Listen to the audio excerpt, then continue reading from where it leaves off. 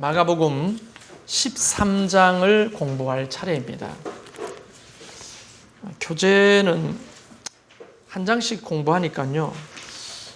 지금은 별 의미가 없을 것 같아요. 교재가. 차라리 성경 13장을 펴시는 게 훨씬 좋겠습니다.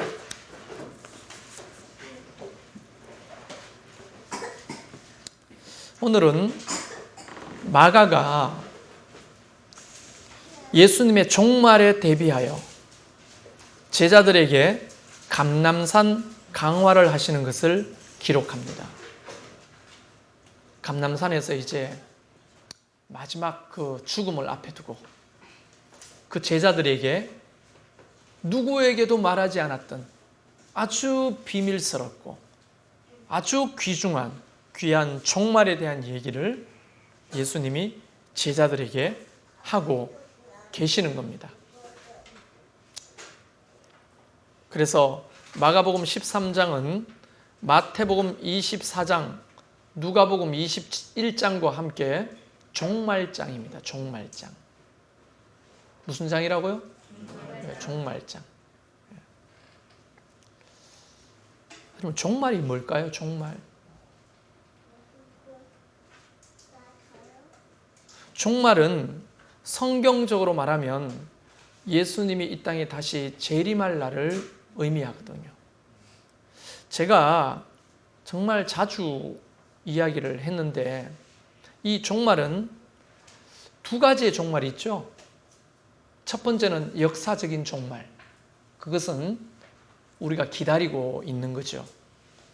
그날은 아무도 모르죠. 천사도 모르고 예수님 자신도 모른다고 했고 오직 하늘에 계신 아버지만 아시는 날, 그거를 주님의 재림날, 역사적인 종말이라고 우리는 이해하고 있습니다. 그런데 그 역사적인 종말만 있는 게 아니고 또 무슨 종말이 있다고 생명의 삶 하신 분들을 배웠잖아요. 무슨 종말이 있죠? 하수 종말 처리장. 무슨 종말이 있습니까? 개인의 종말이 있습니다. 개인의 종말. 이 개인의 종말은 언제냐? 사람마다 다 다르죠. 여러분이 죽는 날입니다. 주님이 부르시는 날. 역사적인 종말은 주님이 오시는 날. 개인적인 종말은 하나님이 여러분을 이 땅에서 부르시는 날. 이 두 사건은 전혀 다른 사건이지만 이 두 사건은 한 점에서 만난다고 제가 말씀을 드렸거든요. 한 점에서 만난다. 쓰는 거 좀 찾아주실래요? 그런데 한 점에서 만난다고 하는 게 무슨 의미냐? 여러분 성경에 혹시 이런 표현 들어보셨습니까? 현존하신 하나님. 현존하신다는 말 들어보셨습니까? 현존이 무슨 뜻이죠? 예, 현재 존재하고 계시는 거예요. 2000년 전에도 현재 존재하고 계시는 거예요. 2000년 후에도 현재 존재하는 거예요. 하나님 앞에서는 시, 공간이 의미가 없는 겁니다. 그렇죠? 그분은 영원하신 분이고 그분은 영이시기 때문에 결코 이 3차원적인 공간과 시간에 얽매이는 분이 아니죠. 이해되십니까? 그렇기 때문에 그분에게는 과거가 있습니까? 없습니까? 그분에게 과거는 없습니다. 언제나 현존하십니다. 그분에게 미래가 있습니까? 없습니까?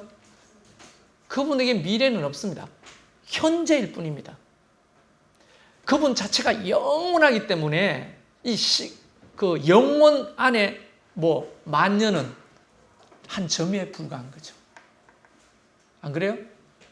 여러분 미국 가보신 분들 직항을 타고 가도 14시간 갑니다. 태평양을 건너려면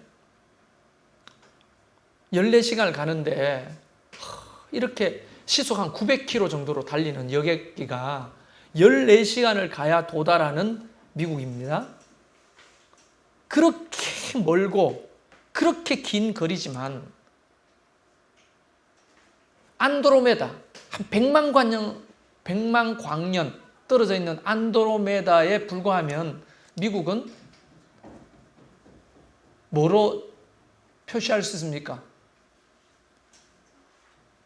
좀 이야기해 보세요. 점이죠, 점. 여러분, 광년이라는 게 빛이 1년 동안 날아가는 거리를 일광년이라고 하는 거거든요. 근데 빛이 1년 동안 날아가는 거리를 계산해 보세요. 빛이 1초에 30만 킬로미터를 가거든요. 1초에. 그러면 1분에 60초니까 3, 6이 18. 도대체 얼마입니까? 계산 안 되죠. 1분에 날아가. 그러면 그거를 1년 동안 날아가니 이거는 동그라미를 붙일 수가 없으니까 그것을 물리학에서는 1광년이라고 하는 거예요.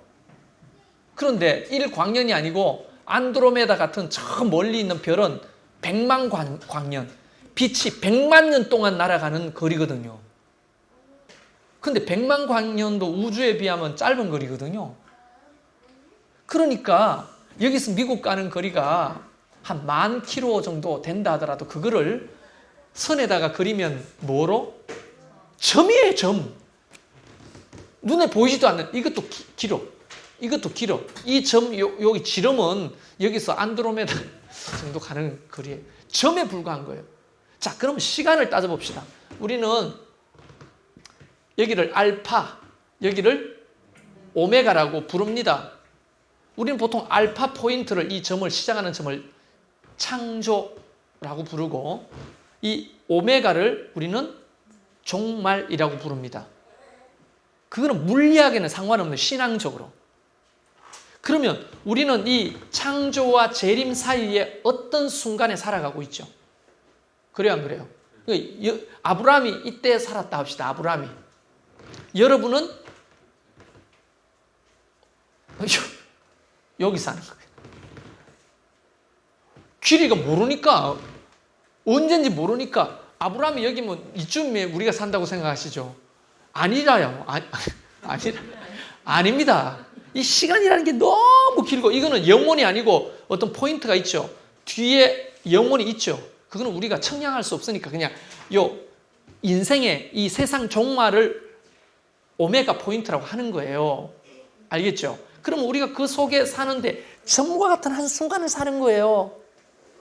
우리는 과거도 있고 현재도 있고 미래도 있지만 하나님은 이것조차도 그분이 영원이시기 때문에 이 통째로 보면 점이야. 그래요, 안 그래요? 그래서 이 포인트는 한 점에서 만나고, 아브라함이 죽은 것도 이 점에서 만나고, 내가 죽은 날도 이 점에서 만나니, 그거는 현재입니다. 현존하시나. 그러니까 물론 이 사건과 이 사건, 내가 죽는 날, 이걸 1번 사건이라고, 이걸 2번 사건이라면 1번 사건과 2번 사건은 상당히 시간적 개입이 많을 겁니다. 거리가. 그러나 하나님 보실 때는 영원 속에서 우리는 한 점에 살다가 오는 거예요. 그 점은 언제나 계시는 그 현존하신 하나님 앞에 죽으면서 서는 거죠. 그러니까 임박한 종말론이 신학적으로 볼 때는 틀린 거지만, 이런 개념으로 보면 우리의 삶이 얼마나 남았어요? 여러분, 만약에 주님 재림날이 30년 남았다고 하면 말세 지말이라고 부를 수 있지 않습니까? 예? 50년 남았으면 그것도 말세 지말이겠죠. 여러분 몇 년 남았습니까, 주님? 예? 간도 크시라. 무슨 40년 누가 그랬어요? 아무도 모르는 거예요. 아무도. 우리 장로님이 제일 오래 계실 수도 있어요. 아무도 모르는 겁니다. 그러니까 그날은 역사의 종말을 위해서도 예수님이 그렇게 말했죠. 이 날은 아무도 모른다. 도적처럼 올 것이다. 그러면 1번 사건은 예고하고 옵니까? 도적처럼 오는 거예요. 그것도. 1번 사건과 2번 사건이 너무 많이 닮았죠. 근데 다른 점이 있다면 굳이 1번 사건은 죽음을 통과해야 되고 2번 사건은 죽음을 보지 않고 주님 앞에 서는 거예요. 그럼 그것만 빼면 다 똑같은 거예요. 왜냐하면 예수 그리스도를 믿는 사람에게는 죽음은 별로 의미가 없는 거거든요. 건너가는 하나의 관문이죠. 영원으로 건너가는 관문. 자, 그렇게 따지자면 예수님이 지금 오늘 마가복음 13장에서 종말을 이야기 계속 하실 때 이게 무슨 강 건너 불구경하듯이 보면 됩니까? 안 됩니까? 지금 연천에 폭탄 떨어지고 뭐 막 이랬을 때 사람들이 연천? 남의 동네 불구경하듯이 우리 좀 봤잖아요. 물론 마음으로는 나라를 걱정했지만 이제는 사재기도 안 하더라고 우리 국민이. 옛날 같으면 전쟁 난다면 여러분 그 데프콘 2까지 갔다면 전쟁 바로 직전까지 간 겁니다 이게. 그리고 북한이 70대 정도의 그 잠수함이 있는데 그 중에 50대가 어디론가 사라졌어요. 작전을 하러. 6.25 사변 이후에 최대 규모입니다. 우리는 뭐였죠? 애들 물놀이 가고 밥 먹고 라면 끓여 먹을까 뭐 먹을까 이거 고민하고 있고 사재기도 안 해. 우리는 너무 사실상 둔감해진 게 사실이에요. 이게 그 며칠을 이렇게 보내면서 종말에 대해서도 우리가 그런 느낌인 것 같아요. 종말에 대해서도. 개인의 종말이든 역사적 종말이든 그 날이 화살처럼 빠르게 다가오는데 우리는 너무 그냥 막 놓고 사는 것 같아요. 그래서 저는 이번 그 북한의 도발 사건을 지나면서 여러 가지를 생각해 봤어요. 아들이 물었어요. 아빠 전쟁 일나면 아빠는 뭐 할 거예요? 웃으면서 조금 비웃는 것도 조금 표현했는데 교회 가서 기도할 거예요? 이렇게 이야기했어요. 그래 아빠는 교회 가서 기도할 거야. 너희는 엄마랑 빨리 경주로 도망가. 농담으로 그렇게 이야기했는데 정말 전쟁이 일어나면 어떻게 해야 되지 우리? 내 한 마음에는 교회를 내가 끝까지 지켜보겠다고 하는 마음이 있고 또 하나는 밴드에다가 알아서 살다가 다시 만납시다 하고 나도 처자식 데리고 피난 가야 되냐. 근데 현대전은 피난이 무슨 의미가 있겠습니까 사실. 피난 의미가 없어요 이제는. 잠수함 보세요. 부산 앞바다에 가가지고 거기에다가 미사일 쏘면 피난 뭐 의미도 없잖아요.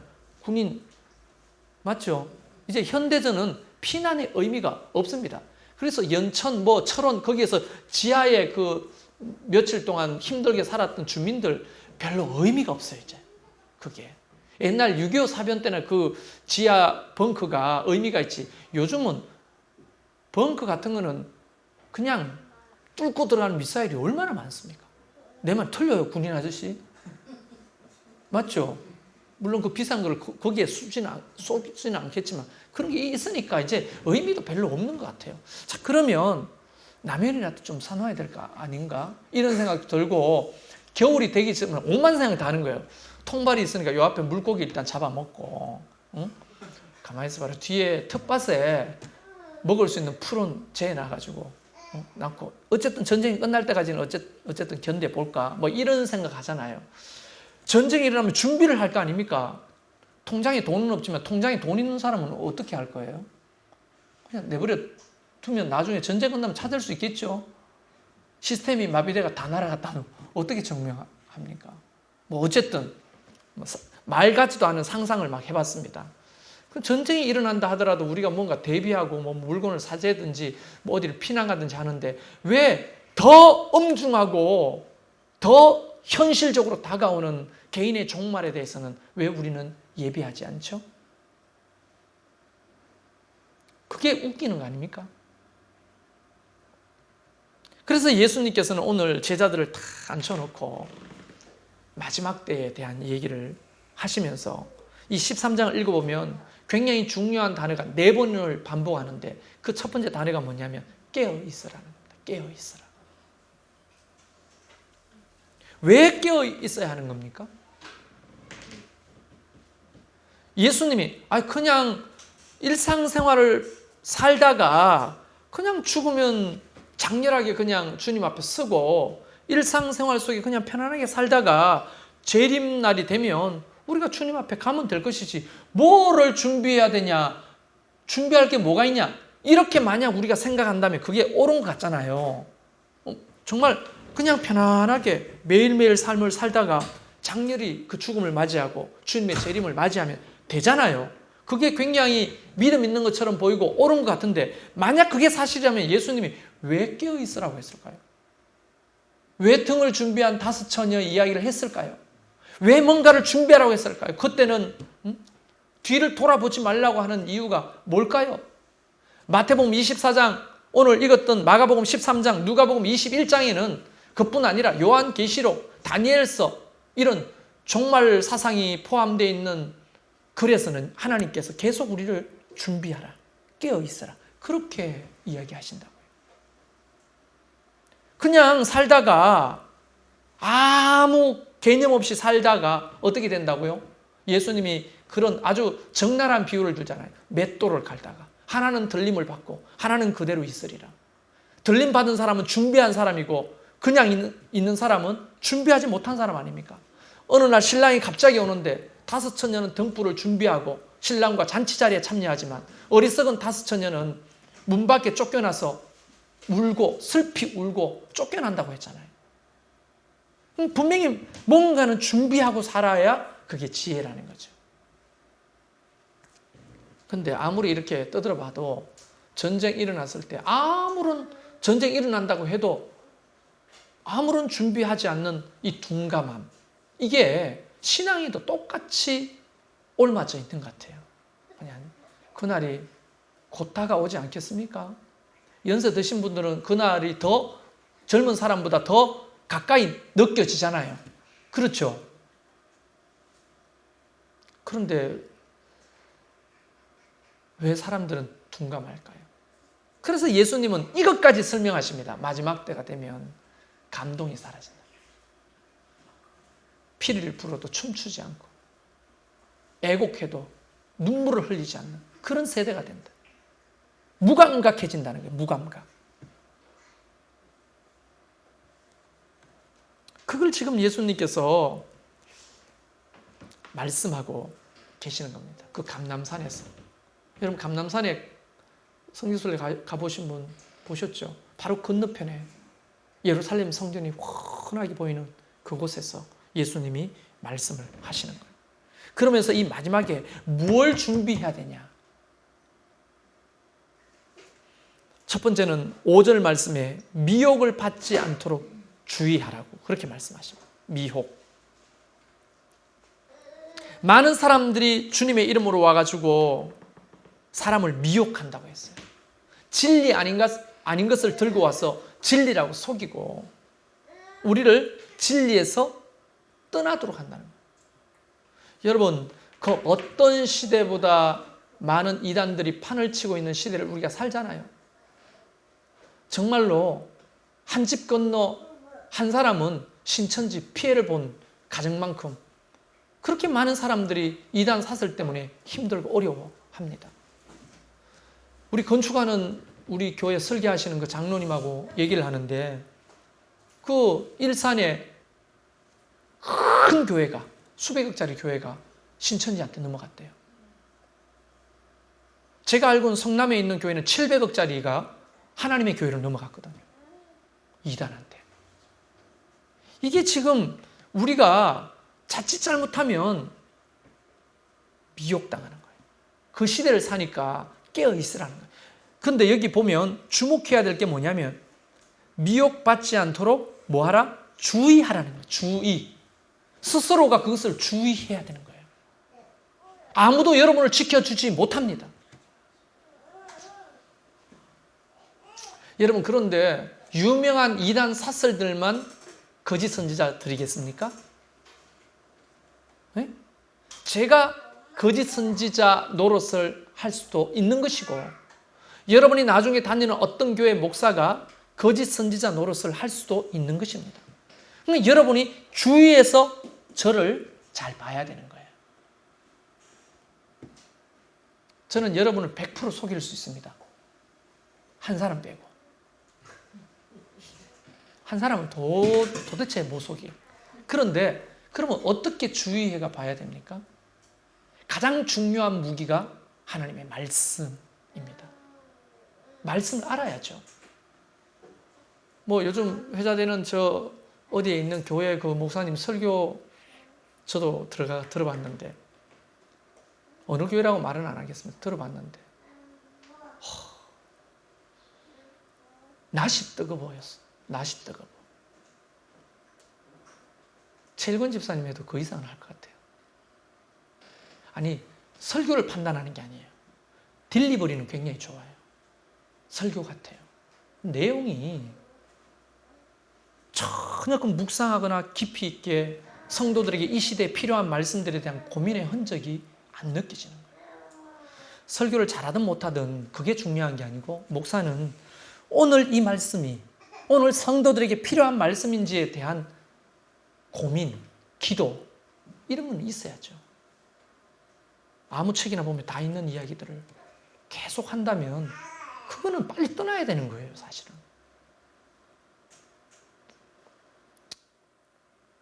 그보다 더 중요한 게 뭔지 아십니까? 말씀이 그렇다 합시다. 목사가 여러분을 인격적으로 대하지 않거나 정서적으로 학대를 하거나 여러분의 재산을 강제적으로 착취를 하거나 여러분의 영적인 어떤 부분들을 유린하고 속이거나 이러면 빨리 스스로 주의를 해서 도망가야 하는 거예요. 근데 이게 반대로 돼가지고 그런 것들은 없는데 좀 삐지면 도망가는 거예요. 이게 문제인 거예요. 좀 저 사람하고 안 맞으면 그냥 도망가는 거예요. 그거는 도망갈 이유가 아니죠. 그 속에서 인과관계가 좀 찌그락찌그락하고 나랑 안 맞으면 그 속에서 철이 철을 날카롭게 하니까 하나님이 이 속에서 저 사람을 통해 나를 다루고 성숙시키는갑다 이렇게 하면서 훈련에 임하면 되는데, 그런 것들에 도망가고 말씀이 개뿔도 아니고 인격이 개뿔도 아닌데 거긴 붙어가 있다 이러면은 그건 잘못된 거죠. 그래서 여러분도 저를 그런 관점에서 잘 보셔야 할 겁니다. 스스로 주의하셔가지고.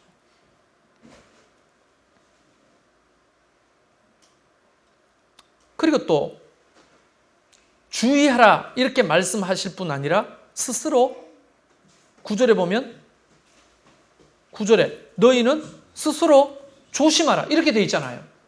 누가 여러분을 조심시켜 주는 게 아니고 여러분 자신이 여러분을 지켜야 된다는 거 아닙니까? 이게 굉장히 중요한 거거든요. 목사님이 여러분을 지켜줍니까? 예? 목사가 여러분을 지켜주냐고요.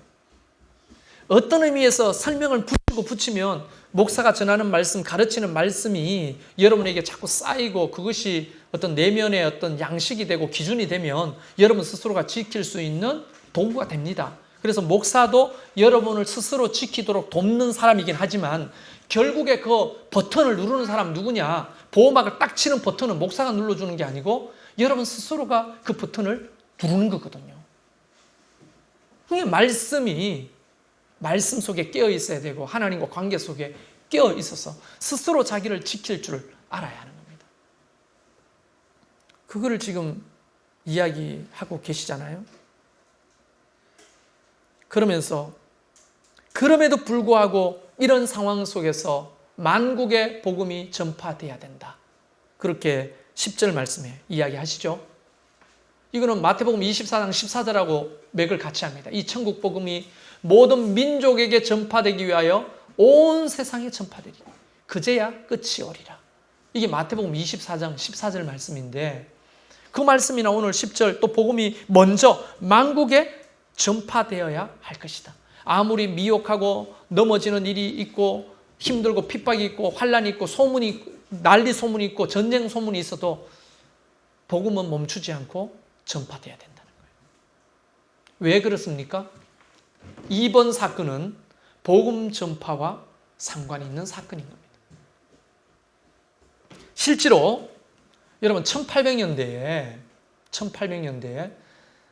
산업혁명 이후에 이단 사설들이 굉장히 많이 승행하게 됩니다. 그 중에서 미국의 다윗파라고 하는 이단이 그 800년대에 몇 월 며칠 날 예수님이 재림할 거라고 했어요. 그 1800년대 거의 중반쯤에. 그때 우리나라는 복음을 전해 들을지를 못했어요. 우리나라가 복음이 전해진 지는 1884년 공식적으로 4월 5일 부활절 아침에 그 인천 제물포 항에 언더우드 아펜셀러 선교사님이 첫 발을 내딛는 것을 공식적으로 본다면 그전에는 우리 민족은 예수 그리스도를 들어본 적이 없어요. 물론 저 대동강에서 토마스 선교사님이 참수당에 죽으실 때 품에 성경을 가지고 있었습니다.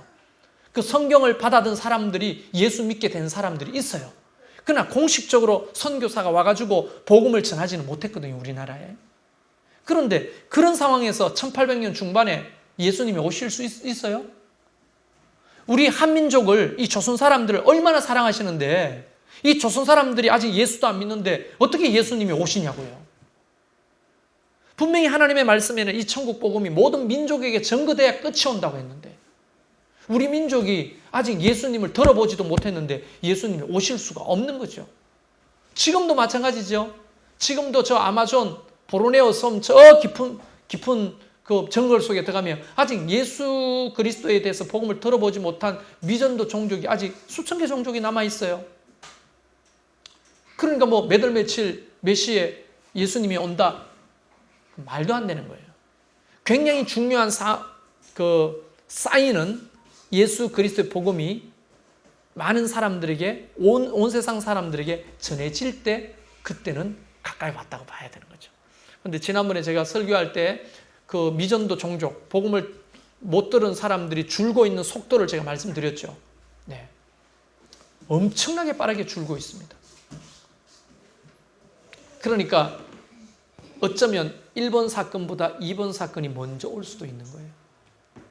그래서 많은 선교학자들이 그 어느 시대보다 복음이 아주 빠른 속도로 전해지고 그 히든 피플이라고 하죠. 숨어있는 사람들을 찾는 기술이 위성으로 찾으면 뭐 열감지로 찾고 뭐 여러 가지 동원해서 찾으면 숨어있는 종족들을 다 찾거든요. 가가지고 예수 그리스도를 복음을 전하는 거예요. 그러면 복음을 전하고 스스로 예수 그리스도를 받아들이고 교회가 세워지면 그 민족은 복음화됐다고 보는 거거든요. 선교학적으로. 그런 종족들이 제가 처음 들었을 때 12,000개 종족, 10년 전에 8,000개 종족, 5년 전에 6,000개 종족, 지난 한 3년 전에 4,000개 종족. 지금 보면 짧게는 2,000개 내지 3,000개 종족이 남았다고 보는 거예요. 불과 20년 만에 한 10,000개의 종족이 복음화된 겁니다. 이런 속도로 간다면 아무리 꼭꼭 숨어 있어도 2,000개 종족을 찾아내서 복음을 전하는 일은 시간 문제 아니겠습니까? 그래서 이제 선교학자 보수적인 선교학자들은 이러다가 1번 사건보다 2번 사건이 먼저 일어날 수도 있겠다. 그래서 어떤 선교단체들은 플랜카드를 붙여놓고 수련을 하는데 우리 세대의 주님이 오시도록 하자. 이런 플랜카드를 붙여놓고 선교 대회하고 그러거든요. 그런 걸 보면 우리가 정말 조심하고 깨어있고 복음을 전파하는 일이 그냥 어떤 목사가 떠드는 일로 끝나는 게 아니고 굉장히 중요한 일로 우리가 어느 시대보다 받아들여야 될 시대다 하는 거예요. 그러면서 13절에 보니까 끝까지 견디는 자는 구원을 받으리라. 이런 환난과 어려움 속에서 끝까지 견디는 자가 구원을 받는다고 했어요. 요즘 잘 견딥니까? 어때요? 많은 사람들이 견딥니까? 제가 여러 가지 고민을 하면서 생각한 게 있는데 그게 뭐냐면 보세요. 교회를 몸이라고 비유했죠. 하나님의 몸. 그러니까 하나님이 어떻게 생겼는지 모르지만 우리가 현존하시는 이 땅에 오셨던 예수 그리스도가 사람이잖아요. 그러면 사람을 이렇게 그려봅시다. 머리는 예수 그리스도시죠. 목사는 목이라면서요. 머리하고 몸하고 있는 좋은 비유가 어쨌든 자 보세요. 여러분 이렇게 지체 중에 여러분이 하나잖아요. 그런데 이 모든 지체가 어디에 붙어 있는 겁니까? 몸이 머리에 붙어 있는 겁니까? 머리가 몸에 붙어 있는 겁니까? 네? 어떻게 말해야 돼요? 몸이 머리에 붙어 있죠. 그렇죠? 그런데 머리로부터 모든 신경이 다 사통팔탈 이제 다 거미줄처럼 그렇게 다 연결되어 있습니다. 근데 만약에 다리가 몸에 붙어 있지 않고 팔에 붙어 있다 이렇게. 여러분 보통 그 기형아로 태어나는 송아지 같은 거 보면 다리가 6개 이런 거 보면 신경이 없어요. 덜렁덜렁 이렇게 달려있죠. 이쪽 다리에 다리가 또 하나 이렇게 달려있거나 등에 다리가 하나 또 올라있거나 이런 어떤 비정상적인 붙어있으면 건강한 게 아니죠. 우리 모두는 어쨌든지 머리에 붙어 있어야 되는 거예요. 머리에. 그래서 굳이 제가 영적으로 그리다 보면 머리가 이렇게 있잖아요. 그럼 팔이 이렇게 붙어 있고 다리가 이렇게 붙어 있고 다 머리에 붙어 있는 거예요. 어떻게 보면. 그렇죠? 아니 의학적으로 보면 이게 말도 안 되는 거지만 어쩌면 의사가 이 말을 동의하지 못할 수도 있어요. 그러나 영적으로 보면 우리 모두는 다 머리 대신 예수 그리스도에게 붙어 있는 거잖아요. 그런데 만약에 어떤 사람이 팔에 붙어 있어요. 팔에 다리가 붙어 있어. 근데 이게 언니야. 언니 불러요. 이게 동생이야. 우리 교회도 이런 사람 많아요, 안 많아요? 많지는 않지만 간혹 있습니다. 무슨 말인지 아십니까? 그분이 인간관계에만 붙어있지 하나님께 영적으로 붙어있지 않으면 끝까지 견딜 수가 없어요. 우리 모두는 다 예수 그리스도에게 붙어있고 난 다음에 그 다음 인간관계를 통해서 우리 지체가 건강해져야 돼요. 유기적으로 움직여야 되죠. 이거 끊어졌는데 어디에 붙어있는 데는 무슨 의미가 있어요? 이게. 그래서 아주 악질적인 그런 IS들이 참수하는 이유가 몸을 목에서 떼내는 겁니다. 그게 IS들이 참수하는 장면들을 인터넷에 보면 쉽게 볼 수 있는데 그걸 보면서 영적으로 깨닫는 거야. 아, 이 참수 의미는 머리 대신 예수 그리스도에게서 우리를 떼놓는 거예요. 얼마나 무서운 겁니까, 이게? 우리가 몸에 그 머리에 붙어 있는 것이 아니라 팔에 붙어 있거나 뭐 팔이 다리에 붙어 있거나 이러면 안 되는 거죠. 아무리 은곤하고 나랑 친해도 은곤 집사가 내 몸에 붙어 있는다. 예를 들어서 목사님 때문에 우리 교회 왔다. 물론 그건 굉장히 중요한 사항이기도 합니다. 나중에. 그냥 영적으로 깊이 들어가 보면 그거는 자기를 지킬 수가 없어요. 목사가 넘어지면 같이 넘어지는 거예요. 목사가 습습하게 하면 또 다른 붙을 목사를 찾아야 되는 거예요. 네. 그렇죠? 이제 이필영 목사님한테 붙었다가 이필영 목사님도 습습하게 하면 이 박영문 목사님한테 붙었다가 박영문 목사님도 습습하게 하면 이제 붙을 데가 없으니까 다른 교회 간다는 거예요. 과거에 우리 교회에 그런 게 있잖아요. 실제로 있었던 사건이거든요. 저한테 붙었다가 제가 자꾸 예수님께 붙으라. 내한테 붙어서 소용없다. 냉정하니까 부목사님한테 붙어요. 부목사님 붙어가지고 내 욕하는 거죠. 여러분 이런 게 벌써 견딜 수 없는 구조를 가지는 거예요. 이게. 우리 모두는 다 어디 붙어 있어야 돼요? 머리 대신 예수께 붙어 있어야 끝까지 견디는 거예요. 또 말하는 거지만 여러분의 조시를 제가 다 맞출 수 있는 사람이 아닙니다. 우리 목사님 왜 그렇지? 아마 부족한 부분이 상당히 많을 거예요. 최선을 다해서 뭐 맞춰가려고 하지만 못 맞춥니다. 우린 다 예수께 붙어 있으십시다.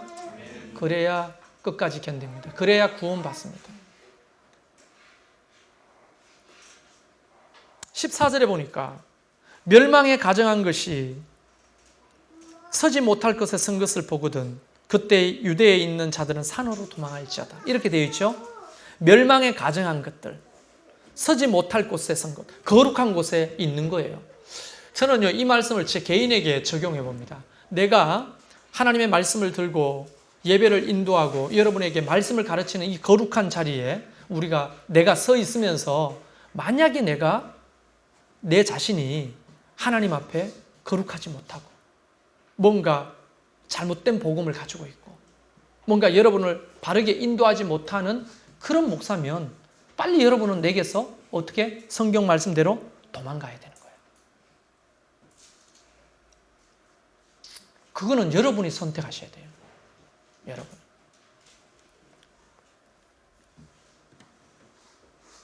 그래서 저도 목사지만 그런 사람이 되지 않도록 노력을 하는 거예요, 사실은. 우리 21절을 함께 읽어보겠습니다. 21절 시작.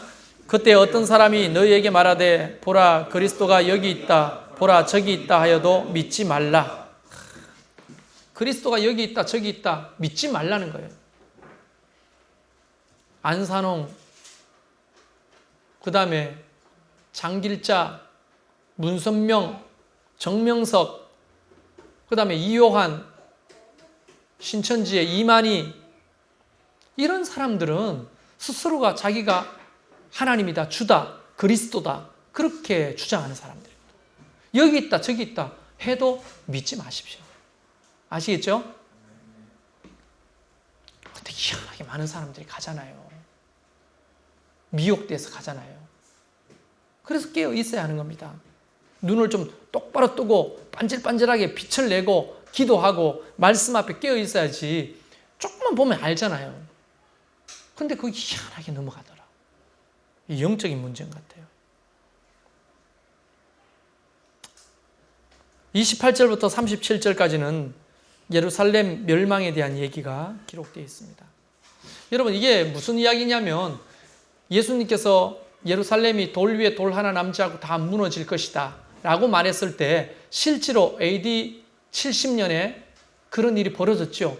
예수님이 승천하시고 난 다음에 30년 조금 지나가지고 실제로 로마에 의해서 완전히 예루살렘 성과 성전이 회파됩니다.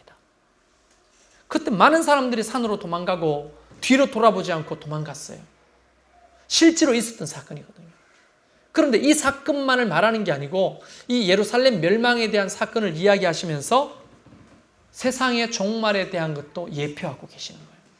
그날이 마치 이럴 것이라는 거예요. 그런데 종말의 사건만 말하는 것이 아니라 1번 사건, 개인의 종말도 적용해야 되는 거예요. 그래서 이 말씀을 읽을 때는 예루살렘의 멸망과 역사적인 종말과 내 개인의 종말이 결국은 한 점에서 만나는 사건이라는 것을 기억하면서 이 말씀이 2000년 전에 제자들에게 그냥 이스라엘에서 일어났던 한 사건에 불과하지 이걸로 끝나는 게 아니고 오늘 내 삶에도 이와 같은 일이 재현될 거라고 하는 사실을 기억하면서 살라는 겁니다. 예수님께서. 오늘 이 마가복음 13장은 이 종말장으로서 우리가 깨어 있으라는 거예요. 어떻게 깨어 있을 것인가? 미혹받지 않도록 스스로 조심하고 주의하라. 끝까지 견뎌라. 그리고 필요하다면 도망가라. 그리고 나의 죽음의 때가 가까이 오는 것을 인식하며 살라. 그래서 사실 전도서에 그런 말을 하잖아요. 묵시가 없는 백성은 망하느니라. 묵시가 없는 백성은 방자히 행하다가 망하는 거예요. 그게 성경의 진단입니다. 묵시란 뭡니까? 예를 들어서 이런 문학을 묵시문학이라고 하거든요. 요한계시록, 다니엘서, 또 이런 마태복음 24장, 마가복음 14장, 누가복음 21장 이런 것들을 장르를 묵시문학이라고 합니다. 묵시문학이 뭐냐면 재림과 죽음, 심판 이런 것들을 기록하는 문학이에요. 그러니까 묵시가 없다는 말은 뭡니까? 어떤 의미에서? 죽음에 대해서 인식하지 못하고 영원히 살 것처럼 그냥 천년만년 살 것처럼 그렇게 하나님을 떠나 세상 쾌락을 쫓고 돈을 쫓고 명예를 쫓고 살다 보면 어느 날 갑자기 예루살렘이 멸망한 것처럼 우리에게도 죽음이라고 하는 심판이라고 하는 것이 어느 날 갑자기 나에게 다가올 수 있다는 거예요. 그때는 등이 준비 안 돼 있어. 그럼 끝인 거예요. 그래서 신앙이라고 하는 것은 어떤 의미에서 바로 그 마지막 때를 준비하며 살아가는 것이다 하는 겁니다. 그 일상 속에서 준비하는 거예요. 일상을 포기하면서 뭔가를 준비하는 게 아니고 일상 속에서 그것을 준비하는 거다. 이거 굉장히 중요한 포인트거든요. 일상을 버리고 이것을 준비하는 사람들을 종말주의자다. 종말주의. 무슨 주의? 종말주의자가 되면 안 돼요. 이거는 미래는 있는데 현재는 없는 사람들이에요. 그러나 종말론적 신앙을 가진 사람들은 미래를 준비하고 현재를 준비하는 거예요. 미래를 위해 현재를 준비하는 거예요. 그래서 이런 믿음을 가지고 있는 사람이 이런 말을 한 거죠. 내일 종말이 오더라도 난 오늘 한 그루에 사과나무를 심겠다 하는 거예요. 흰 옷 입고 재산 다 팔고 어디 모여서 뭘 하는 게 아니고, 이러면 여러분 무시하는 거. 그게 알겠죠? 그게 아니고 현실 속에서 매일매일 그렇게 깨어 준비하는 거예요. 그게 바로 종말론적 신앙을 가진 사람들입니다.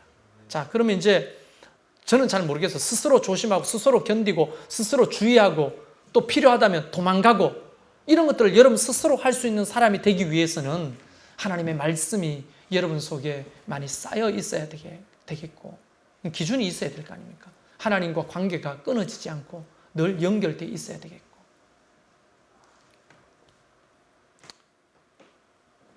그렇게 살아야 남은 인생 좀 자유롭게 살지 않겠습니까? 시험을 잘 준비한 사람은 시험을 즐기고 기다리죠. 공부하지 않은 학생들은 불안하죠. 시험 때가 힘들어지는 거예요. 우리 오늘 말씀 생각하면서 같이 이 찬양 부릅시다.